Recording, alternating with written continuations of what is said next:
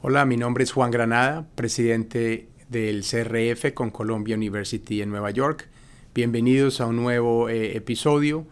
En la charla que vamos a ver a continuación, el doctor Jeffrey Moses, que es uno de nuestros faculty, va a hablar de la revascularización percutánea en pacientes complejos.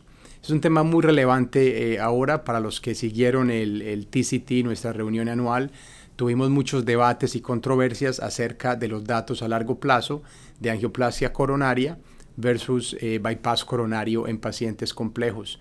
Creo que es una charla demasiado relevante, sobre todo para el ambiente latinoamericano, donde todavía hay mucho debate acerca de cuál es el mejor acercamiento terapéutico para estos pacientes, y nadie mejor que el Dr. Moses para hablar de las indicaciones, del tipo de paciente que se debe incluir de acuerdo a su riesgo de perfil y qué terapéuticas alternativas tenemos nosotros en este momento para tratar estos pacientes. De verdad que espero que disfruten esta charla y nos vemos en el capítulo siguiente.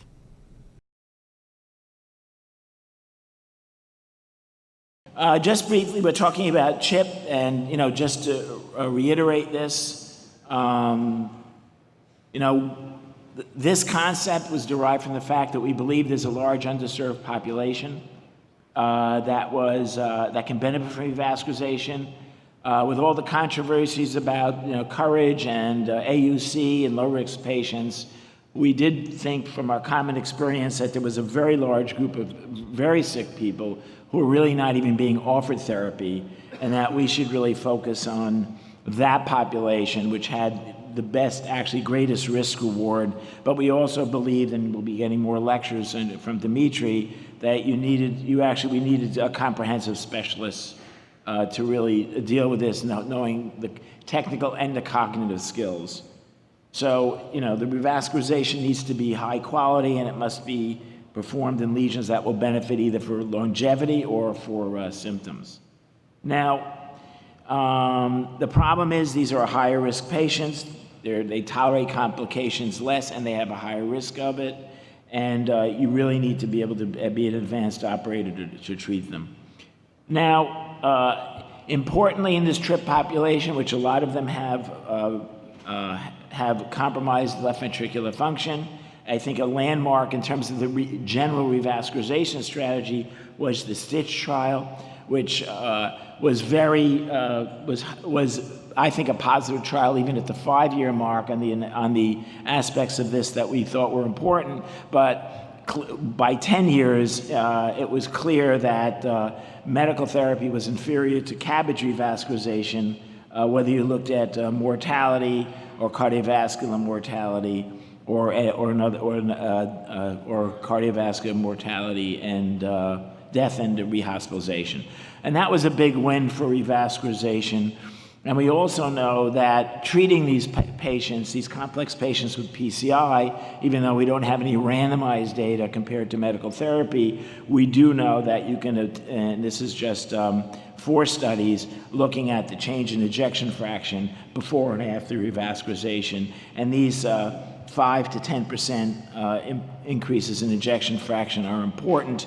And if you look at the red lines and look at the interaction between change of ejection fraction and reduction in mortality, and also this is in an ICD population, the surrogate for sudden death, obviously, which is shocks, you can see every 5 or 10 points can have a profound effect on the hazard ratio, even cutting it in half. And in contravention to this, we also know in the CHIP population, from looking at almost 70,000 patients with new heart failure, that Darshan Doshi, our fellow, investigated from a commercial database and Medicare database, that a minority of these patients even get investigated for coronary disease, and this is a population with a prevalence of 70% that should probably, barring all other things, just go directly to angiography.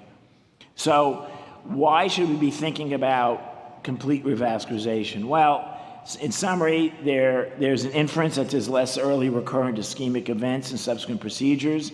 You have better tolerance of spontaneous events when they do occur. As we mentioned, you can preserve or improve left ventricular function. And again, you can see from that graph, reduce the rate potentially of MI, which we'll talk about, and also sudden cardiac death.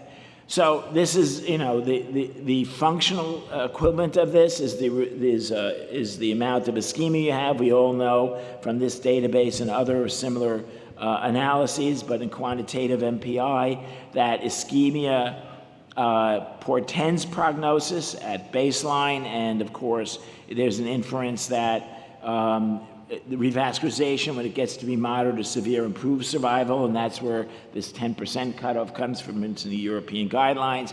But the converse of this is also true, is that the residual ischemia that you leave behind, and this is from the COURAGE trial, has an important aspect of prognosis, and that's where the rationale of minimizing this by completely revascularizing patients comes to the forefront. Now, the problem is in multivessel disease, incomplete revascularization is generally the rule rather than the exception in common practice. You can look at the New York PCI database where it was 70%, and even in the randomized trials with highly selected centers, it was only in Syntax, for instance, 40% of patients had incomplete revascularization. There are many reasons that it's not done: vessel size, hemodynamic instability, CTOs, complex bifurcations, and also the perception that there's no ischemia viability in that in that territory.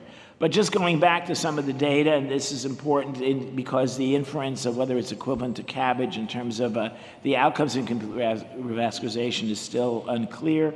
But if you look at the green line from the MACE study, which was a CABG medicine and PCI study, smaller study, but the analysis here looking at the yellow versus the green showed the impact of incomplete revascularization had in degrading the outcomes of the patients when compared to surgery. So if we are thinking about matching surgery with PCI, then complete revascularization needs to be our goal. And even in the Syntax trial, which is not a contemporary, but a more contemporary trial, there was strong signals about the adverse effects. And when you look at the overall MACE rate, it's increased by 30% with incomplete revascularization. And this is duplicated by a 50% increase in cardiac death and also myocardial infarction. So these are hard endpoints that are affected by this. Looking at another database, say the SCAR database, you look at Sweden, and this is kind of interesting because it replicates what we see in New York. Look at complete revascularization versus incomplete revascularization. Multivessel disease, 2/3 are incompletely revascularized, and when you can see the combined endpoint of death and MI, it's markedly reduced by complete revascularization compared to incomplete. So let's look at a patient.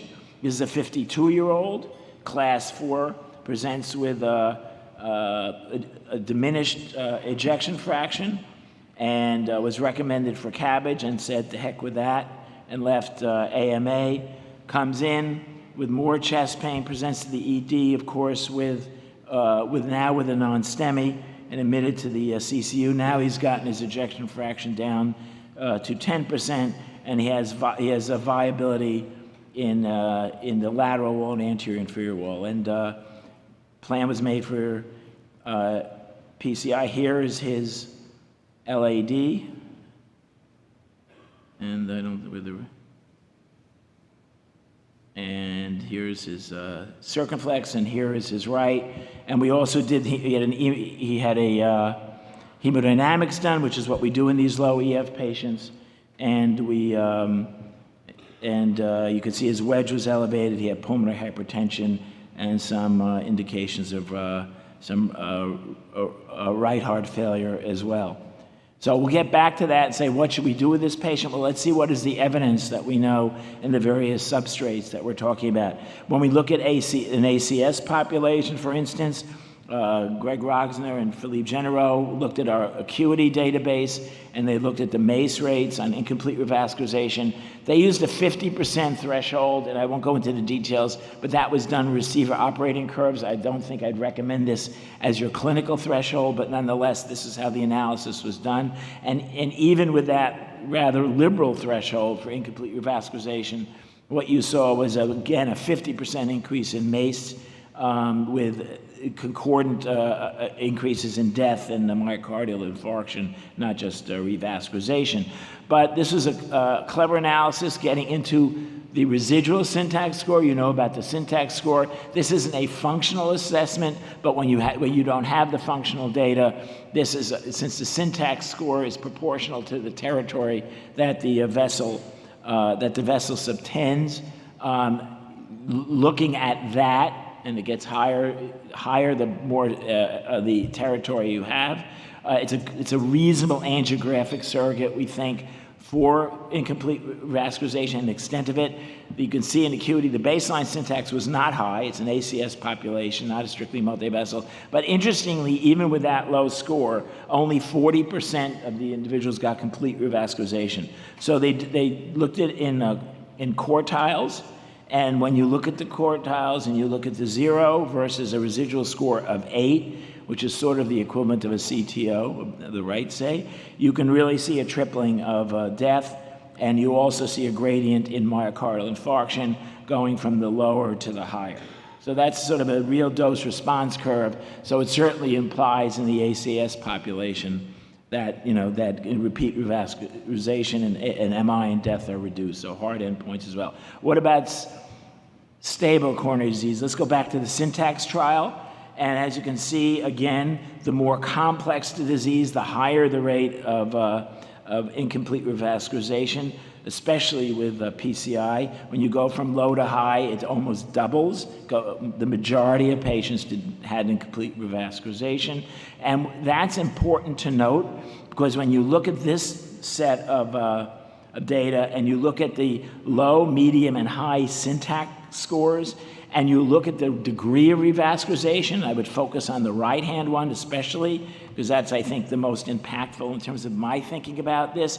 When you had a score of 8, obviously you had, your event rate was in the 40% range in terms of mortality, very high. But on the other hand, with PCI, if you had a score of less than 8, and that it's very crowded down here, you really have a rate that is 10%, and then if you keep it below 8, the syntax score goes away as a prognostic indicator, indicating that the syntax score is really a marker of the treatment you get, not implicit in your overall prognosis.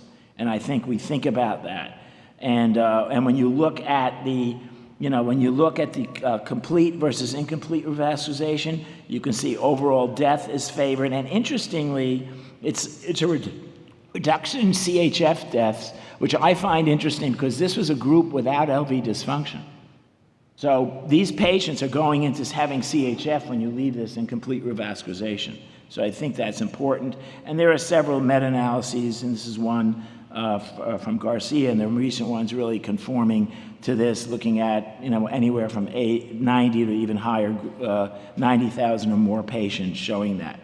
And the more contemporary data, using contemporary stents, Shrifal Bangalore has actually mined the New York State database, where we have, if you follow this, we have always lost in multivessel disease compared to CABG, probably because the non-surgical candidates are always included, and that's a huge confounder. But nonetheless, even with that built into this analysis, because we can't segregate them out, what you can see with contemporary stents, mortality actually is equivalent. This is the first time we actually tied, which is exciting, but you still have a differential in myocardial infarction. And of course, I won't go into stroke and Revasc, but I think the important message here is when you look at that difference in myocardial infarction, and you look at the complete versus the incomplete revascularization, and again, look at the ratio. He was able to get 7,000 matched pairs in incomplete and only 2,000 in complete, showing what a shabby job we're doing in New York. We got to do a better job, guys. the hazard ratio is solely in the incomplete revascularization. So if people say we don't prevent MIs, I think you can infer with stenting completely, it looks like we do prevent MIs with PCI. And importantly, in the diabetic group, and this is important to note, it's a smaller group of patients, but again, matched pairs, segregated out from this. If you have complete revascularization, you see no difference in mortality in the diabetics significantly. If anything, the trend is a little higher in CABG when you are completely revascularized, as opposed to a mortality difference with incomplete revascularization. And again, the same thing holds true with myocardial infarction. So in stable disease with contemporary stenting, you have that evidence. Now, importantly, this, I think, we see some inferences that we can make from this strategy, I think, in the Excel trial, and even some in Noble trial, where again, as I mentioned, in stable disease, you don't have that effect in terms of mortality with the syntax score. And even though Excel was designed to be low and intermediate, a fair proportion in the core lab was actually high. And so you can see here that maybe with the emphasis on complete revascularization in this study, and we'll see how this all segregates out, we've lost that interaction with the syntax. Now you're going to hear more about this, but why are CTOs important in this conversation? Because CTOs drive so much of this. And interestingly, getting back to the ACUITY database, is the higher you were, the less was done in terms of reducing your residual syntax score. If you had 7, you were 7. If you had 21, you got 5 reduction. You had a residual score of 15, which leads to adverse prognosis. And you break down the causes, the biggest drivers were CTOs and bifurcation lesions, which is why, by the way, we emphasize these skills here in order to effectively treat this kind of patients. And in multivariate analysis, the adverse outcomes in syntax, CTO was the biggest driver of incomplete revascularization. And on the flip side of that, we know that there's a gradient effect in the UK analysis of CTO patients with failed, partially successful, and successful. As you can see, mortality is a dose response curve again in terms of supporting reduced mortality with complete revascularization in the CTO population. Now, I'm not going to drill down on the STEMIs because actually Greg actually discussed this. But here's one meta-analysis looking at a reduction of cardiovascular death with complete revascularization. This is a mixture of staged and acute complete revascularization, and overall MACE is reduced. But there is a heterogeneity in some of these studies in terms of the mortality reduction. And there are several randomized trials. Greg showed 2 of them. You have complete, you have compare acute. You have full Revasc, you have flower, and prime time. So there'll be a lot of news on this front coming out, and we'll give more definitive recommendations over the next year or 2, because some of these studies are completed and in follow-up phase. Now, the one data set that has come out, which I think was some surprise to individuals, is the Culprit shock, which was just was recently published. And here, the attempt at complete revascularization actually had adverse effects, and actually it increased mortality. Now, this is a very sick population, but there's no data on hemodynamics, and frankly, very little support was used on this. We don't know when it was used. Was it put pre-PCR or post? The standards these days are to get invasive hemodynamics, stabilize the patient hemodynamically before you treat them. But still, it's still a very large-scale trial, a large-scale shock trial. You have to admire it. These are very difficult trials to perform and complete.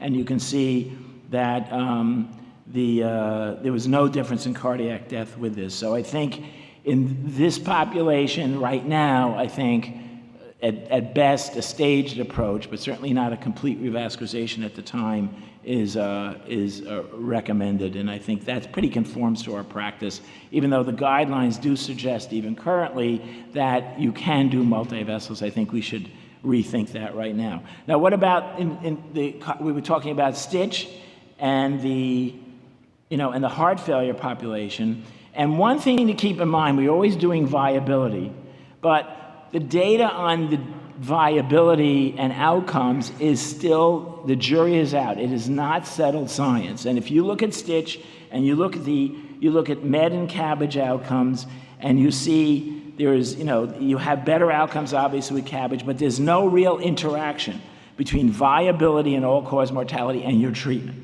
So we won't go into that, but but you can see there's actually a better one of those slides where you just don't, there is no interaction in the analysis.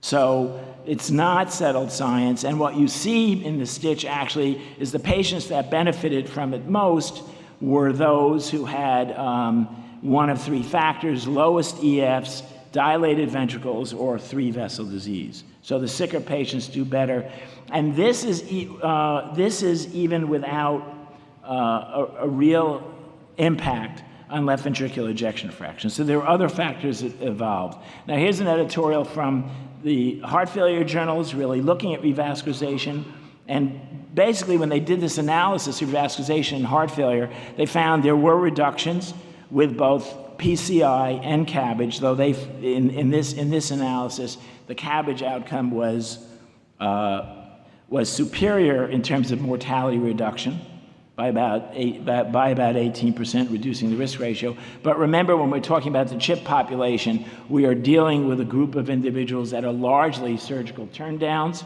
so you should be reassured, at least not. We have some inferential data from meta-analyses, not randomized trials yet, that we are saving lives, and there is one study underway in the UK looking at this, and it's not a huge study, but I think 700 patients will at least give us some support. And when you look at one analysis from one data set from Poland where they looked at 400 plus patients with LV dysfunction, and looked at those with complete or incomplete revascularization. Again, with the heart failure population, you're seeing encouraging results with complete revascularization, and really in this case, really a halving of mortality and a major reduction of MI as well. And just lastly, going back to our New York State database, when you look at low ejection fraction and outcome, mortality actually is pretty similar between CABG and incomplete revascularization. But again, that myocardial infarction rate, which trended in the adverse direction with PCI, was exclusively in the incomplete revascularization group. And if anything, the MI trends were equivalent or lower when you complete revascularization, the low EF group. And another thing to keep in mind, that the impact of total occlusions in this population is profound. And as you can see in this analysis of a heart failure reduced ejection fraction with 70% non-akinetic segments, so they were most of them were viable, and you look at those with CTOs and without CTOs, you can see almost a doubling mortality over a year in this population. So treating CTOs is quite important. And then about the high-risk, no-option patients, well, the best data we have on that systematically and prospectively is the PROTECT trial, where it's an older trial with just the Impella 2.5, but an analysis not in the syntax score, but Jeff Popma did an analysis looking at a risk score, ischemic risk score, because it was just more suitable for the large post-CABG population being analyzed. And here's just the same idea of residual syntax score. Here's your pre-analysis of multiple zones, and then you reduce it, and then you have a 3, and then you give 1, and then you go down to 1, and you have a delta of 2. With this analysis, interestingly, whether you were on the balloon arm or the Impella arm, you actually had very similar treatments in terms of the pre and post syntax score, the number of lesions treated, the ischemic dome difference. But where the difference emerged between, say, Impella and IBP, and which drove actually the differences in the 90-day outcomes of this trial, were exclusively in those who had extensive revascularization. And as you can see, you did lousy with any support that you had if you had minor revascularization, just a delta of 0 to 2. But if you did more extensive revascularization, you actually cut the outcomes in half adverse outcomes compared to a balloon pump. And another way of looking at it is looking at the outcomes with 1, 2, or 3 vessels treated, because these are almost exclusively 3-vessel disease. And importantly in this analysis, the difference between treating these patients with balloon pump and Impella really goes down to, acute hemodynamic changes in stress. And as you can see, impairing this population with Impella with the no options and LV dysfunction had led for a much smoother ride. And one last thing, when we were talking about EF improvement, when you look at this analysis from multiple databases, looking at this group of patients treated with Impella, the improvement was predominantly, or if not exclusively, in the complete revascularization group. Again, folding back to that the story that we started off with residual ischemia and reducing mortality by improving ejection fraction. So I think the sum of all this is minimizing residual ischemia and PCI is associated with improved outcomes. And I think when you're planning and thinking about these complex patients, there are other modifiers in terms of other morbidities and goals of treatment. But if this is a viable patient with a good quality of life and a reasonable prognosis otherwise, this should be a key objective in multi-vessel PCI. And another thing and another myth is CTOs do not confer any protection. And you can see from this analysis that they should be as aggressively pursued as they are, the prime drivers of incomplete revascularization and adverse events. So thank you very much. Superb, Jeff.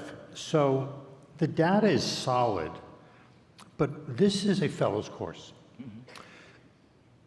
What additional training expertise is required to approach these patients? You mean the overall trip population? Correct. Oh, decades. No. Okay. No, but I think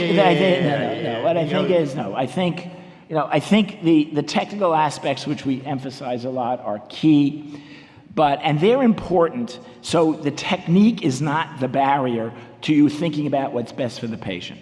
You don't want to be intimidated by the anatomy. You want to step back and think what's best for the patient. And that, again, I had my little talk yesterday about that, but you have to think of the patient goals, but also, especially in this sick population with left ventricular dysfunction, understand, I think viability in terms of what you can tell the patient in terms of ventricular recovery. I still think that has a role to play. So your imaging people, your heart failure people, to optimize the treatment of these individuals, interaction with the team is key. At first, you really have to be a doctor.